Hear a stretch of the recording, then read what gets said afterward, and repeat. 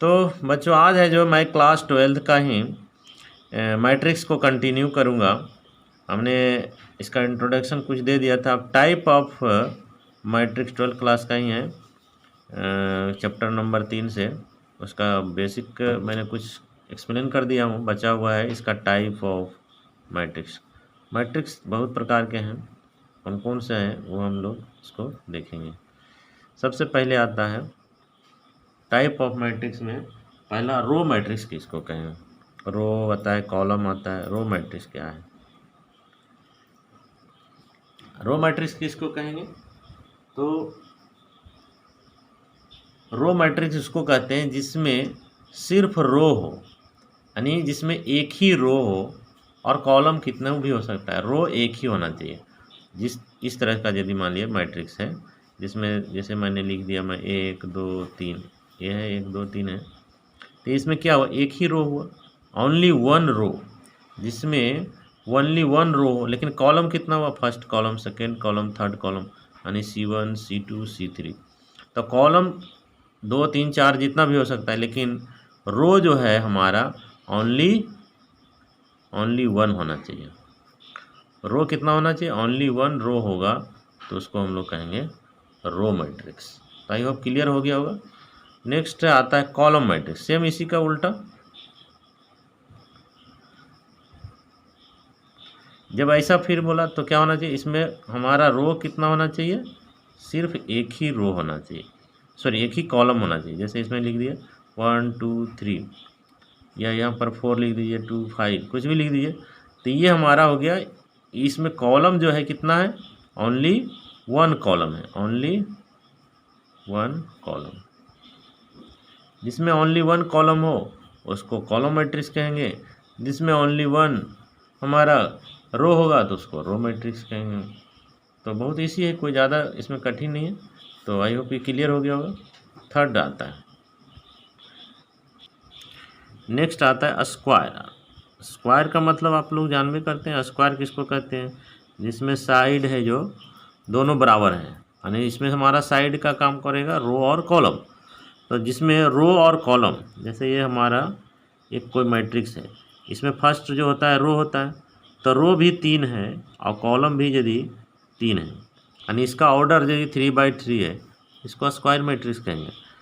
जैसे हमारा इसमें एलिमेंट है यदि 2/2 है, यानी रो भी हमारा 2 है, कॉलम भी हमारा 2 है, तो इसको भी हम स्क्वायर मैट्रिक्स कहेंगे।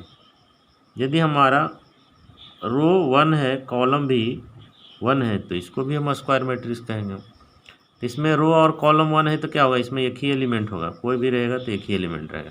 तो इधर से रो, इधर से कॉलम, एक ही कॉलम है, एक ही रो है, तो इसमें कितना एलिमेंट आएगा, ओनली वन एलिमेंट। इसमें कितना एलिमेंट आएगा, तो इसको मल्टीप्लाई कर दो, 9 3 3 9, यानी 9 एलिमेंट होगा। तो लिख दीजिए 1 2 3 4 5 6 7 8 9। इसमें कितना एलिमेंट आएगा, तो मान लिया लिख दिए इसमें ABCD 1 2 3 4 आएगा। तो इसको स्क्वायर मैट्रिक्स कहते हैं, यानी जिसमें रो और कॉलम, इसका डिफिनीशन क्या होगा, जिसमें रो नंबर ऑफ रो बराबर होगा नंबर ऑफ कॉलम का। यदि नंबर ऑफ रो और नंबर ऑफ कॉलम यदि आपस में दोनों बराबर है, ये नंबर ऑफ रो हो गया और ये नंबर ऑफ कॉलम हो गया, तो ये स्क्वायर मैट्रिक्स क्या हो गया, जिसमें नंबर ऑफ कॉलम और नंबर ऑफ रो दोनों यदि बराबर है तो उसको हम लोग स्क्वायर मैट्रिक्स कहेंगे। एक बार रिपीट कर लीजिए, रो किसको कहेंगे, जिसमें केवल एक ही रो हो, उसको रो मैट्रिक्स कहेंगे। कॉलम किसको कहेंगे, जिसमें केवल एक ही कॉलम हो, उसको कॉलम मैट्रिक्स कहेंगे। और जिसमें नंबर ऑफ रो और नंबर ऑफ कॉलम दोनों बराबर है, उसको हम लोग स्क्वायर मैट्रिक्स कहते हैं। नेक्स्ट को आप देखते हैं इसका। नेक्स्ट मेरा 4 आता है डायगोनल मैट्रिक्स। डायगोनल आप लोग जान में करते हैं किसको कहते हैं। डायगोनल कैसे होता है, जैसे आप किसी का भी मान लीजिए कि ये हमारा रेक्टेंगुलर है, रेक्टेंगुलर को यदि इस तरह से हम लोग खींच दिए, इसको डायगोनल कहते हैं, यानी इस कोण से इस कोण को मिला दिए, इसी को डायगोनल, इस कोण से इस कोण को मिला दिए, डायगोनल होता है। तो इसको डायगोनल मैट्रिक्स का एक से कहेंगे। तो हमने बताया कि यदि आप इस तरह का कोई नंबर ले लेते हैं इसमें, तो हमारा डायगोनल कौन हुआ, ये 3 है, ये मान लीजिए 4 है, ये मान लीजिए 5 है। तो इसमें बाकी जो भी एलिमेंट है वो सभी 0 है, सभी क्या है, 0 है। तो इस तरह के हम लोग मैट्रिक्स को कहते हैं डायगोनल। ये देखिए हमारा ये डायगोनल है, इस तरह से ये क्या हो गया, डायगोनल मैट्रिक्स हो गया। यानी डायगोनल में सिर्फ एलिमेंट है, बाकी सभी एलिमेंट अदर देन जितना भी एलिमेंट है वो सभी हमारा 0 है। नंबर ऑफ एलिमेंट जो है ये बाकी जितना भी हमारा नंबर ऑफ एलिमेंट है वो सभी हमारा 0 है। बाकी डायगोनल में सिर्फ है जो एक डिजिट है जो अलग अलग नंबर है, 3 है, 4 है, 5 भी है। यहाँ पर 3 भी हो सकता है, 2 भी हो सकता है, 4 भी हो। लेकिन डायगोनल कहने का मतलब सिर्फ होना चाहिए ये हमारा नंबर होना चाहिए, बाकी इसको छोड़ करके जो भी बचा वो सभी 0 होगा, तो उसको हम लोग डायगोनल मैट्रिक्स कहते हैं। जैसे और भी ले सकते हैं उदाहरण में, जैसे इस तरह से हम लोग ले दिए, इस यहाँ पर ले लिए, मान लिए जैसे 5 है, 8 है, ये 9 है, बाकी जो भी एलिमेंट बचा वो सभी को आप है जो 0 कर दे सकते हैं। देखिए ये रो में एक ही एलिमेंट है, इसमें एक ही एलिमेंट, इसमें भी बाकी सभी क्या है, 0 है। तो इस तरह से ये जो हो गया हमारा डायगोनल हो गया। तो बहुत सिंपल है, डायगोनल मैट्रिक्स किसको कहते हैं, ठीक है। तो इसका ऑर्डर ऑफ क्या होगा, तो इसका ऑर्डर 3/3 में, ये भी 3/3 ही हुआ, और ये भी क्या हुआ, ये भी 3/3 हुआ, और एक भी ले सकते हैं, 2/2 भी ले सकते हैं। यानी डायगोनल मैट्रिक्स हमेशा स्क्वायर मैट्रिक्स होता है। जैसे इसमें हमने लिया, यदि इसमें 2/2 का लिए तो यह क्या हो गया, यहाँ पर 2 हो गया, यहाँ पर 4 हो गया, तो इधर एक 0 बैठेगा इधर, तो ये क्या हुआ हमारा 2/2 हुआ। तो ऑर्डर ऑफ मैट्रिक्स 2/2 हुआ, तो इसमें ये हमारा सामने जो है डायगोनल हो गया, तो इसको डायगोनल मैट्रिक्स कह सकते हैं। लेकिन ये क्या है, ये स्क्वायर भी है, ये स्क्वायर भी है, स्क्वायर भी है। यानी डायगोनल मैट्रिक्स है जो स्क्वायर मैट्रिक्स भी है ना होता है। तो ये 2/2 का है, इसलिए इसको हम लोग स्क्वायर मैट्रिक्स भी बोल सकते हैं। तो आई होप ये क्लियर हो गया होगा। और जैसे कोई और दूसरा लेंगे तो डायगोनल, जैसे एक एलिमेंट वाला भी लेंगे 1/1 वाला, तो ये भी स्क्वायर है, तो इसमें कितना एलिमेंट आएगा, हमने एक ही, तो इसका डायगोनल क्या होगा, यही होगा, एक ही होगा, या इसमें 2 डाल दीजिए या 3 डाल दीजिए, और बाकी एलिमेंट तो है ही नहीं मतलब 0 है, तो ये भी हमारा है जो डायगोनल मैट्रिक्स माना जाता है। तो आई होप ये क्लियर हो गया होगा। उसके बाद आता है 5वां नंबर में स्केलर मैट्रिक्स। स्केलर मैट्रिक्स किसको कहें, ये बहुत सिंपल है। स्केलर मैट्रिक्स किसको कहें, इसमें जो हम लोग जैसे डायगोनल में लिए ना, ये सभी सेम नंबर होना चाहिए। 3 लिए तो 3 3 ये भी होना, 2 लेंगे तो 2 2 2, यानी डायगोनल का जो भी हमारा नंबर है, एलिमेंट है, वो सभी सेम होना चाहिए। क्या होना चाहिए से, और ये मैट्रिक्स जो होना चाहिए वो भी स्क्वायर मैट्रिक्स होना चाहिए। 3/3 हो या 2/2 का मैट्रिक्स हो या 1/1 का मैट्रिक्स हो, जो भी होगा वो हमारा सेम नंबर होना चाहिए। सेम नंबर कहने का मतलब है ऑल जो भी हमारा ये डायगोनल में होगा, जैसे ये 3 लिए, यहाँ भी 3 लिए, यहाँ भी 3 लिए, ये 3 देख करके मत 3 समझना, ये 3 माने कोई भी नंबर सेम होना चाहिए। जैसे यहाँ पर समझ जाओ कि जैसे मैंने 1 लिया, 1 लिया, 1 लिया, 1 इसलिए नहीं लो, थोड़ा इसका थोड़ा समझने में, ये 4 ले लिया, यहाँ 5 ले लो, कुछ भी लो, यानी ये हमारा कहने का मतलब ये जो डायगोनल का जो नंबर है ना, ये सभी सेम होना चाहिए। 3 है, 2 2 2, कुछ भी हो सकता है। ये तो इस 1/1 है, तो इसमें कोई भी एक एलिमेंट होगा, तो मान लीजिए 2 ही है, तो इधर से लो चाहे कहीं से लो तो सेम ही नंबर माना जाता है। तो ये हमारा जो है, इसके अलावा जो भी और एलिमेंट होगा सभी 0 होगा। तो ये 0 हो गया, 0 हो गया, 0 हो गया, 0 हो गया, इसमें भी है जो 0 हो गया, 0 हो गया, 0 हो गया, ये सभी हमारा 0 हो गया। तो स्केलर मैट्रिक्स किसको कहेंगे, हाँ, तो इसमें 3 3 लिख दिए, इसमें 4 4 लिख दिए, समझ लेंगे। तो इसलिए ऑर्डर इसका चेंज हो गया, हमने इधर 1 2 3 हो गया, इधर भी 1 2 3 हो गया, तो इसलिए ये 3 3 हो जाएगा। 2 2 के लिए करेंगे तो इस तरह से कर सकते हैं। 2/2 के लिए 2/2 लिए, तो यहाँ पर हम मान लिए कुछ भी ले सकते हैं, 5 ले लिए, 5 ले लिए, इधर भी 0, इधर भी, तो ये हमारा क्या हुआ, स्क्वायर। देखिए क्या है, ये हमारा डायगोनल में जो भी है सेम नंबर है। हमारा कहने का मतलब है स्केलर मैट्रिक्स में जो भी डायगोनल का हमारा एलिमेंट होगा वो सभी सेम होगा, सेम होना चाहिए। अब आता है हमारा 6 नंबर, यूनिट मैट्रिक्स भी इसको बोला जाता है। यूनिट मैट्रिक्स बोलिए या इसी को आइडेंटिटी भी बोला जाता है।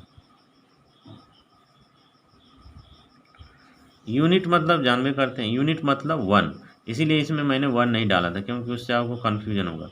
लेकिन उसको भी हम लोग स्केलर मैट्रिक्स बोल सकते हैं, यदि 1 1 डाल दिए तो भी स्केलर, लेकिन वो स्केलर मैट्रिक्स भी होगा, उसको आइडेंटिटी ऑफ मैट्रिक्स भी कह सकते हैं। क्योंकि आइडेंटिटी ऑफ मैट्रिक्स का यही डिफिनीशन है कि इसमें जो भी डायगोनल का एलिमेंट होगा वह सिर्फ 1 1 ही होगा और बाकी जो भी एलिमेंट है वो सभी 0 होगा। तो इसीलिए मैंने ये नहीं, तो इसको स्केलर मैट्रिक्स भी बोल सकते हैं और नहीं तो इसको 1 1 है तो हम इसको आइडेंटिटी ऑफ मैट्रिक्स भी बोल सकते हैं, जिसका डायगोनल का ऑल एलिमेंट क्या है 1 1 है। इसको यूनिट मैट्रिक्स या आइडेंटिटी ऑफ मैट्रिक्स बोलते हैं। ये हमारा रो ऑर्डर हो गया 3/3 का। 2/2 का भी कर सकते हैं, यहाँ पर हमने ले लिया 1 1, बाकी सभी 0 बैठा दिए, ये 2/2 का हो गया। और यदि इसमें 1 सिर्फ एक ही एलिमेंट ले लिए तो 1/1 का हो गया। तो इसका डायगोनल में कितना है 1 ही है, इसका डायगोनल 1 1 है, ये भी 1 1। तो इस तरह के मैट्रिक्स को हम लोग यूनिट या आइडेंटिटी ऑफ मैट्रिक्स कहते हैं। अब आता है जीरो मैट्रिक्स, ये तो बहुत सिंपल है। जीरो मैट्रिक्स किसको कहते हैं, यानी जीरो मैट्रिक्स, जीरो मैट्रिक्स किसको कहते हैं, यानी जिस या 3/3 ले लो, 4/4 ले लो, जो भी ले लो, लेकिन हमको 3/3 तक ही ये NCERT बुक में दिया, इसलिए मैं 3 ही लिखता हूँ या 3/2 लिखता हूँ। जो भी ले लो, ये ज़रूरी नहीं कि ये स्क्वायर होगा, कुछ भी हो सकता है। ये है जो 3/2 भी ले सकते हो। तो हमारा कितना है, ये हमारा रो कितना है 3 है, तो ये 0 0 0 0, सॉरी कॉलम 2 ही है तो हमारा इसको लेने की ज़रूरत नहीं, जो होगा 0 0। इस तरह से 1 रो 2 रो 3 रो, तो हमारा रो 3 है, कॉलम 1 2 3। तो सभी जितना भी इसमें एलिमेंट है वो सभी क्या होगा 0 होगा। तो इसको जीरो मैट्रिक्स, यानी इसमें जितने भी एलिमेंट है सब का सब 0 होगा। इसका 0 है तो इसका वैल्यू कितना हो जाएगा 0 हो जाएगा, इसका वैल्यू भी 0 हो जाएगा। यानी कोई भी एलिमेंट ले लो, उसमें यदि हम 1/1 का भी लेते हैं तो इसका भी वैल्यू 0 है। तो ऐसे मैट्रिक्स को हम लोग जीरो मैट्रिक्स कहते हैं। तो जीरो मैट्रिक्स तो बहुत आसान है, आइडेंटिटी भी समझ में आ गया हो, स्केलर मैट्रिक्स, डायगोनल मैट्रिक्स। अब लास्ट एक आता है इक्वल मैट्रिक्स, लास्ट आता है इक्वल मैट्रिक्स। इक्वल मतलब ही आप लोग समझ आते होंगे, इक्वल मैट्रिक्स किसे कहते हैं, इक्वल मैट्रिक्स किसे कहते हैं। इक्वल मैट्रिक्स में दो मैट्रिक्स ले लो, मान लीजिए एक मैट्रिक्स है और एक बी मैट्रिक्स है, दो मैट्रिक्स, इसमें हम लोग कंपेयर करते हैं। दो मैट्रिक्स ले लिए और इसका ऑर्डर जो है मान लीजिए ये 2/2 का है, इसमें ऑर्डर यदि हमने लिख दिया 2/3 का ले लिया, तो क्या ये इक्वल मैट्रिक्स है, नो ये इक्वल मैट्रिक्स नहीं है, क्योंकि इसका रो जो है, ये रो तो ठीक है लेकिन कॉलम देखो, इसी से पता चल जाता है कि इक्वल मैट्रिक्स नहीं है। यानी इक्वल मैट्रिक्स होने के लिए दो कंडीशन है। कंडीशन क्या है, फर्स्ट कंडीशन तो आप लोग को यहाँ समझ में आ गया होगा। कंडीशन पहला क्या है कि इसका ऑर्डर जो है सेम होना चाहिए। यदि ये 2/2 है तो ये भी 2/2 होना चाहिए। यदि ये 3/3 का है तो ये भी 3/3 का ही होना चाहिए। तो उसको हम लोग यानी ऑर्डर ऑफ पेयर जिसको बोलते हैं, order of matrix. First condition क्या है, ऑर्डर ऑफ मैट्रिक्स है ना, ऑलवेज सेम, यानी ऑर्डर जो है हमेशा सेम होना चाहिए, चाहे मस्ट बी लिख सकते हो, मस्ट बी सेम, यानी ये एकदम दोनों जो है सेम होना चाहिए। ये यदि 2/2 का है तो ये भी 2/2 होना चाहिए, ये 3/3 है तो ये भी 3/3 होना चाहिए, ये यदि 2/3 है तो ये भी 2/3 ही होना चाहिए। यानी हमारा कहने का यही मतलब है कि दोनों का ऑर्डर ऑफ मैट्रिक्स सेम होना चाहिए, पहला कंडीशन है। दूसरा कंडीशन है इसमें जो भी एलिमेंट हमारा होगा वो एग्जैक्टली सेम होना चाहिए। तो क्या लिखेंगे, एलिमेंट या इंट्रीज, एलिमेंट्स या इसी को इंट्रीज भी बोला जाता है, इंट्रीज आर एग्जैक्टली, क्या होता है एक, तो एग्जैक्टली क्या होता है, ये हमारा सेम होता है, ठीक है ना। इंट्री या जिसको हम लोग एलिमेंट कहते हैं are exactly same between two matrix, both matrix भी लिख सकते हो, बोथ। जैसे मान लिया यहाँ पर मैंने 5 दे दिया, यहाँ पर मैंने 3 दे दिया, तो ये देखो इसका जो रो है इसका रो और कॉलम है दोनों सेम नहीं है, ये 5 है ये 3 है, तो ये हम नहीं, इसको बराबर हम मैट्रिक्स नहीं कर सकते। यहाँ यदि 5 है तो यहाँ भी हमारा 5 ही होना चाहिए, यदि यहाँ 3 है तो यहाँ भी 3 ही होना चाहिए, यदि यहाँ 6 है तो यहाँ भी 6 ही होना चाहिए, यहाँ यदि 7 है तो यहाँ भी 7 ही होना चाहिए। यानी 2/2 का है तो ये भी 2/2 का ही होना चाहिए। जैसे और भी ले सकते हो, जैसे मैंने बताया 3/3 का भी देखो, तो यदि यहाँ पर मान लिया मैं 5 लिख दिया, यहाँ 6 लिख दिया, यहाँ 7 लिख दिया, ये 8 लिख दिया, 9 लिख दिया, ये 10 लिख दिया, 11 लिख दिया, ये 12 लिख दिया, 13 लिख दिया, तो हमारा ए मैट्रिक्स यदि इतना है तो बी मैट्रिक्स का भी एलिमेंट हू सब कुछ सेम होगा। यानी ये भी 5 होगा, ये भी 6 होगा, ये भी 7 होगा, ये भी 8 होगा, ये भी 9 होगा, ये भी 10 होगा, ये भी 11 होगा, ये भी 12 होगा, ये भी 13 होगा, और ये भी 3/3 का ही ऑर्डर होगा। तो आई होप ये क्लियर हो गया होगा। यानी इसमें 2 कंडीशन याद रखना है कि ऑर्डर ऑफ मस्ट भी सेम, यानी ये जो है ये पहले सेम होना चाहिए, पहला तो ये चेक करेंगे। दूसरा, इसमें जो भी एलिमेंट है एग्जैक्टली सेम होना चाहिए। एग्जैक्टली मानी इधर जो हमारा A1 है, A11 जिसको कहते हैं, तो ये यदि 5 है तो ये भी हमारा A1, इसमें भी A11 जो होगा वो भी 5 ही होना चाहिए, तो इसको कहते हैं एग्जैक्टली। यदि ये हमारा कितना होगा, इसका पोजीशन कितना होगा, इधर से 2 रो इधर से 2, यानी 22 हो गया, तो इसका वैल्यू यदि 9 है तो इसका भी वैल्यू 9 होना चाहिए। तो दोनों का 9 है तो उसी को हम एग्जैक्टली कहते हैं। एग्जैक्टली माने एकदम जो इसमें है हूबहू इसमें होना चाहिए, तो उसी को यदि बराबर है तो ऐसे मैट्रिक्स को हम लोग कहते हैं इक्वल मैट्रिक्स। तो आई होप क्लियर हो गया होगा, तो समझ में आ गया तो नेक्स्ट वीडियो मिलेंगे, और इसको यदि आप समझ गए तो एक्सरसाइज आसान लगेगा। तो मिलते हैं नेक्स्ट में, थैंक यू, बाय।